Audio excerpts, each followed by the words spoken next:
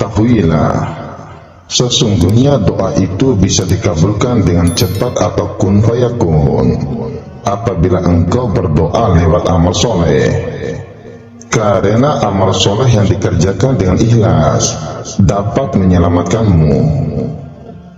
Al-Zuhri meriwayatkan dari Salim dari Ibnu Umar bahwa Rasulullah SAW bercerita, dulu ada 3 orang sedang menempuh suatu perjalanan.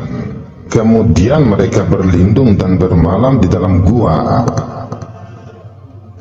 Lalu ada sebuah batu besar berguling-guling dari atas gunung dan menutupi pintu gua. Akhirnya ketiga orang itu tidak bisa keluar dari gua tersebut. Lalu mereka berkata, "Demi Allah, kami tidak akan selamat dalam gua ini, kecuali kami memohon kepada Allah dengan perbuatan baik yang telah kami lakukan." Salah seorang di antara mereka berkata, "Aku memiliki kedua orang tua yang lanjut usia.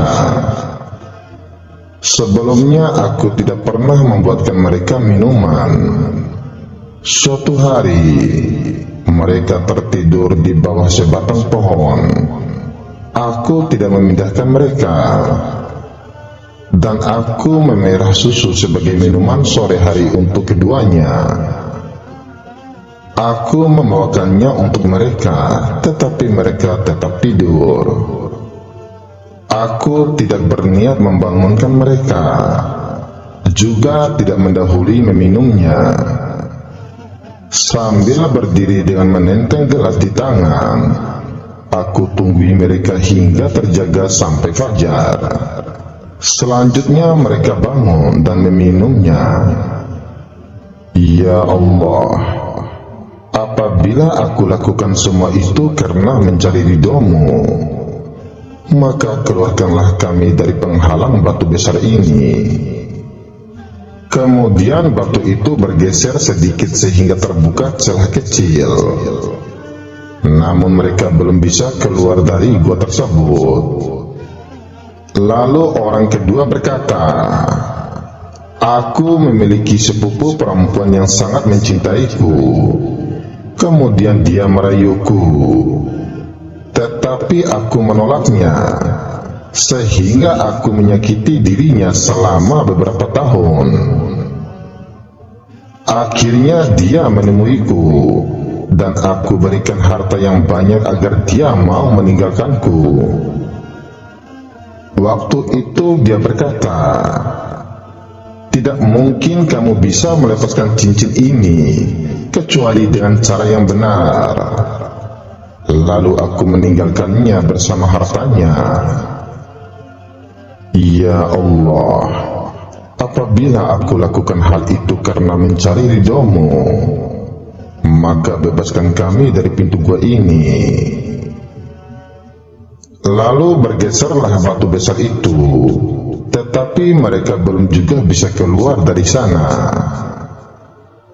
Dan akhirnya orang ketiga berkata, "Ya Allah, aku telah mempekerjakan orang. Aku beri mereka upah, dan hanya ada satu orang yang belum kuberi, karena dia meninggalkan pekerjaannya, kemudian pergi. Aku pun membungakan upahnya hingga menjadi kekayaan yang berlipat-lipat. Pada suatu saat, dia mendatangiku dan berkata, 'Hai Abdullah, saya mau minta upah.' Aku menjawab, 'Seperti apa yang kamu lihat, semua upahmu berupa unta, kambing, dan budak.' Dia berkata, 'Hai Abdullah, engkau mengolok-olok saya.' Aku menjawab, 'Aku tidak mengolok-olokmu. Ambillah semua upahmu dan gunakan untuk makan.' Lalu dia berdoa, 'Ya Allah, apabila hamba melakukan semua itu karena mencari ridho-Mu, maka lepaskan kami dari padang pasir ini. Akhirnya terbukalah batu itu dari gua. Mereka keluar dan berjalan bersama-sama. Hadis riwayat Bukhari dan Muslim. Dari kisah ini kita dapat mengambil pelajaran bahwa apabila sesuatu amal itu dikerjakan karena mengharapkan ridho dari Allah semata-mata, maka amal itu akan sampai kepada Allah, dan amal itu akan dapat menyelamatkanmu dari kesulitan hidup, dan akan memudahkan tercapainya hajat dan terkabulnya seluruh doamu. Karena Allah ada firman yang artinya, dan Allah memiliki Asmaul Husna, nama-nama yang terbaik, maka bermohonlah kepadanya dengan menyebut Asmaul Husna itu. Quran Surat Al-A'raf ayat 180. Soal: bagaimanakah caranya apabila kita mau berdoa dengan menggunakan Asmaul Husna? Jawab: bagi Sufi, berdoa menggunakan Asmaul Husna itu maksudnya adalah bukan hanya sekedar kita menyebut namanya saja. Contohnya, misalnya ada orang yang berdoa dengan menyebut Ya Allah, Ya Rahman, Ya Rahim, Ya Wahhab, dan seterusnya.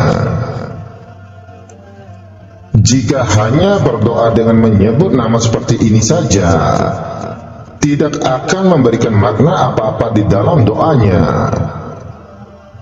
Soal: lalu bagaimanakah cara yang benar menurut Sufi? Jawab: caranya adalah hayatilah dan resapilah makna di balik nama-nama itu, lalu kemudian cerminkan sifat-sifat Allah itu ke dalam dirimu. Contohnya, apabila engkau meminta kepada Allah dengan menggunakan asma Ya Rahman, yang Maha Pengasih, Ya Rahim, yang Maha Penyayang, dan Ya Wahhab, yang Maha Pemberi. Coba perhatikan sifat dalam dirimu.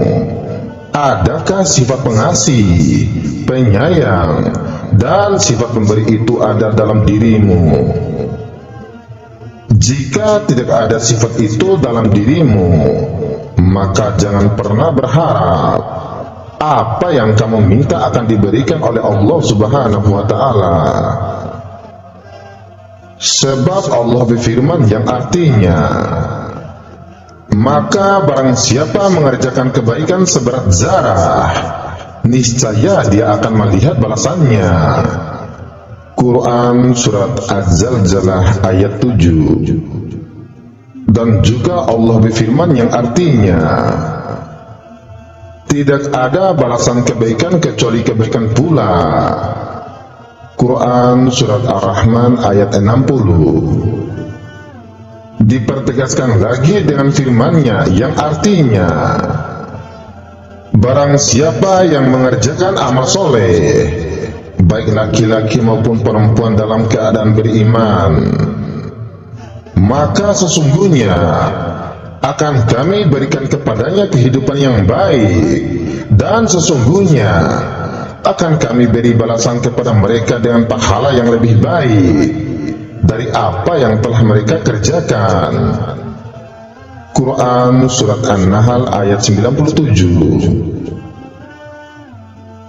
Jadi maknanya, meminta atau berdoa kepada Allah menggunakan Asmaul Husna bukan setakat berdoa dengan menyebut namanya saja, akan tetapi berdoalah dengan sifat yang ada dalam dirimu. Coba saja kalian perhatikan, jika dirimu akan merasa sedih, akan merasa kasihan apabila melihat kesusahan yang ada pada orang lain, bagaimana dengan Allah? Allah pasti akan jauh lebih mengasihi dirimu. dikala engkau membutuhkan pertolongannya. Jika dalam dirimu ada sifat-sifat terpuji semacam itu, maka berdoalah dengan menggunakan yang mana-mana nama Allah yang engkau inginkan. Insya Allah, pasti semua permintaanmu akan diberikan dan dikabulkan oleh Allah Subhanahu wa Ta'ala. Maka dari itu, sebelum engkau memberikan pertolongan atau bantuan kepada orang lain, periksa hatimu, bertanyalah pada dirimu, apakah engkau memberi itu karena mengharap ridha Allah atau karena mengharapkan pujian dari orang lain? Jika karena Allah, maka berilah pertolongan. Jika bukan karena Allah, maka jangan memberikan pertolongan itu. Sebab nanti dirimu akan membenci seseorang itu apabila suatu hari nanti dia tidak membalas kebaikanmu, maka sia-sialah semua amal perbuatanmu. Semoga bermanfaat dunia wal akhirah.